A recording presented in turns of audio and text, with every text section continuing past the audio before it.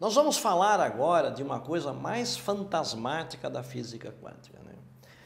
Quando um objeto quântico é observado, mesmo sendo invisível, incomensurável, intangível, quando ele é observado, ele perde a sua natureza ondulatória e adquire a natureza corpuscular. Ou seja, ele se materializa, ele ganha massa, perde a sua condição de superposição e passa a existir apenas num alto estado, num único estado, que é esse da realidade física, no tempo e no espaço. Os físicos chamam isso de colapso da função de onda. O objeto quântico, quando ele entra em contato com uma consciência de um sujeito que ele observa, se materializa, vem para a nossa realidade. Então nós sabemos, né, que o objeto quântico ele tem duas naturezas, uma natureza corpuscular, que é uma coisa, uma partícula, e outra natureza ondulatória, não é a matéria. Isso é regido pelo princípio da complementaridade de Niels Bohr, que nós já estudamos em outro vídeo. Acontecem três coisas através do colapso da função de onda de uma partícula. Primeiro, o objeto quântico define um alto estado, porque quando ele está em emaranhamento, quando está emaranhado, ele vive várias histórias ao mesmo momento, ele está em vários lugares ao mesmo instante. Ele está existindo em várias épocas no mesmo local. É tudo junto, não tem passado, não tem futuro, é um eterno presente. Quando ele é observado pela consciência, ele adquire só um estado, passa a existir só num estado, num alto estado que os físicos chamam, que é a nossa realidade. Então, o objeto quântico, quando é observado, se materializa com um detalhe, conforme as intenções do observador. Isso aqui é muito massa. Veja bem, se a intenção do observador, do cientista, né, se o interesse do cientista é examinar a natureza material, a natureza corpuscular do objeto quântico, ele monta um equipamento de experimento, é dessa forma, então, que o objeto quântico se revela, como uma partícula. Se o interesse do cientista, do observador, é examinar a natureza ondulatória, ele monta outro equipamento de observação. E é deste modo que o objeto quântico se materializa como uma onda. Aquilo que o observador deseja observar decide qual será o resultado do experimento. Então, o resultado do experimento subordina-se à intenção do experimentador.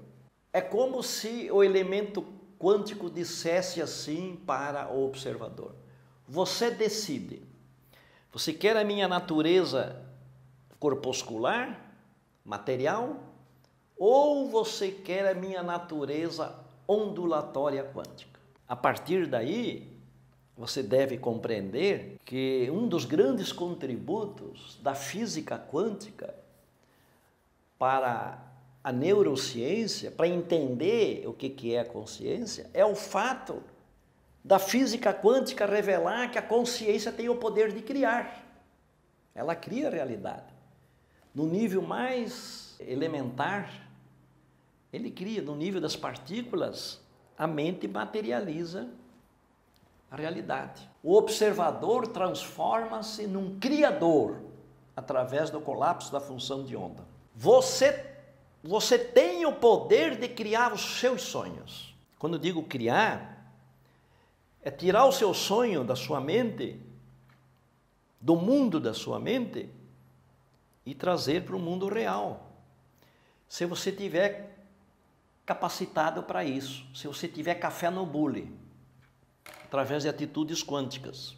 Na história da ciência, nunca se cogitou na atividade científica de a mente das pessoas ser incorporada no processo do conhecimento. Até a física quântica, durante milênios, quando alguém estudava um objeto, o objeto e o sujeito não se tocavam, ficavam separados, não se misturavam. Mesmo que fosse um conhecimento profundo né?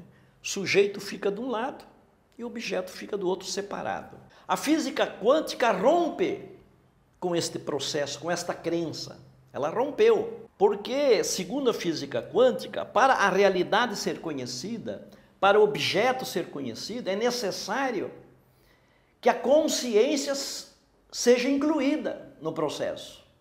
Não dá mais para fazer conhecimento. O objeto exige a presença da consciência. Sujeitos e objetos encontram-se inseparáveis. Esta é a revelação que a física quântica fez. Daí porque a física quântica, através do colapso da função de onda, torna-se uma ferramenta para você construir os seus sonhos, construir os seus projetos. Através do colapso da função de onda, você fica inseparável dos seus projetos, dos seus sonhos. São como os elétrons de valência, né? Nós temos elétrons, digamos, no hidrogênio e nós temos elétron no oxigênio. Quando essas coisas se encontram, esses elétrons da última camada automaticamente se unem, né? Fazendo a famosa ponte de hidrogênio que você estudou lá na química do 2º grau. Eles um tende para o outro. Lembra-se, a realidade subordina-se à consciência. Isso deve fazer você se lembrar de que nessa relação entre você e o seu sonho, vocês são inseparáveis. A partir do momento que você desejou algo, essa coisa desejada passa a fazer parte de você através da sua consciência. É você que assume o comando. É você quem dá as cartas quando é para construir o seu sonho, o seu projeto. Lembra-se, por causa disso, o seu projeto tem a sua cara. Aqui, por exemplo, nós já repetimos aqui várias vezes que na vida real nós não temos partículas para serem colapsadas. Nós temos sonhos, projetos, curas, necessidades, metas, objetivos e por aí afora. É isso que nós vamos colapsar. E essas coisas, os nossos projetos, envolvem pessoas, envolve objetos, envolve coisas, lugares, acontecimentos, dinheiro, energia, forças, fatores. São muitos fatores. E tudo isso atua no nosso projeto. Então, você entra em correlação quântica com as causas que movem esses fatores. Com causas que movem. Digamos que o teu projeto é uma padaria, uma determinada esquina, um determinado bairro, blá, blá, blá, blá. Você coloca os detalhes. Mas esta padaria, ela não existe assim. Algo produz ela, que são essas causas. E é com essas causas que você tem que fazer correlação quântica. Nós já falamos isso no vídeo passado. O agente quântico não é a padaria. O agente quântico é a causa da padaria, que normalmente é o proprietário. Então, vamos repetir o que já falamos no vídeo anterior. É com a mente do proprietário da padaria que você tem que fazer correlação quântica. Se a padaria não existe, se você vai montar uma padaria, então o proprietário da padaria é você.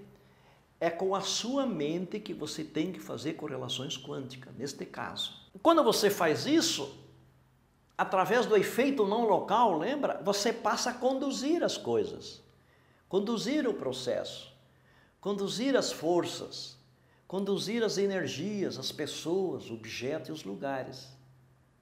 Aí é a parte criadora. Isso não é misticismo. Nós estamos falando de correlação quântica, nós estamos falando de efeito não local, estamos falando de colapso da função de onda. E logo nós vamos ver também a função de onda, que é algo importante. Você ouviu aqui que nós falamos muito na palavra observação, correto? Essa mesma palavra você vai encontrar nos textos de física quântica. Mas ela não tem o significado de observação visual. Quando nós falamos que a consciência observa um objeto quântico, ela não vê porque ele é invisível. Por exemplo, um contador Geiger. O contador Geiger é um equipamento que detecta partículas radioativas, elementos quânticos. Quando encontrar uma partícula radioativa, ele vai gritar, pip, bem alto. Quando o cientista ouve isso, ele está observando, ele observa. Por exemplo, nos aceleradores de partículas, as partículas são aceleradas, partículas massivas, né, pesadas, o núcleo delas, e elas são conduzidas a um lugar onde elas vão se encontrar em alta velocidade, que são chamadas câmaras de bolha. Quando as partículas se encontram, sai energia para tudo quanto é lado, um padrão muito complexo, espiral, reta. Nós chamamos isso de matriz de espalhamento. E existem um equipamento poderosíssimo, isso é fotografado, porque na verdade esses encontros na câmara de bolha se dá no ambiente de um gás, o gás hélio. Então, essa energia, ela ioniza. Então, quando ela ioniza, ela deixa um rastro de luz e esse rastro de luz é fotografado. Então, quando o cientista olha essa fotografia da energia, ele está colapsando através de uma percepção visual. Quando você sente algo, né, você está, na verdade, colapsando. Então, não é visual. Quando você está pensando no seu projeto, quando você está desejando o seu projeto, nós vamos falar mais nisso, quando você está estudando desenvolvendo o conhecimento do seu projeto, quando você tem convicção que o seu projeto vai acontecer, você está observando o seu projeto. Isso é observação. Você percebeu? É tudo aquilo que caracteriza uma relação entre você e o seu projeto. De ordem psíquica, de ordem intelectual, de ordem emocional, de ordem afetiva, não importa. Isto é observar. Então, esta é a informação que eu queria passar aqui, porque fica muito vago, né? Quando é um físico, a gente fala observação, ele já sabe o que é. Mas um público especializado, não especializado, não tem a obrigação de saber só isso. Ok?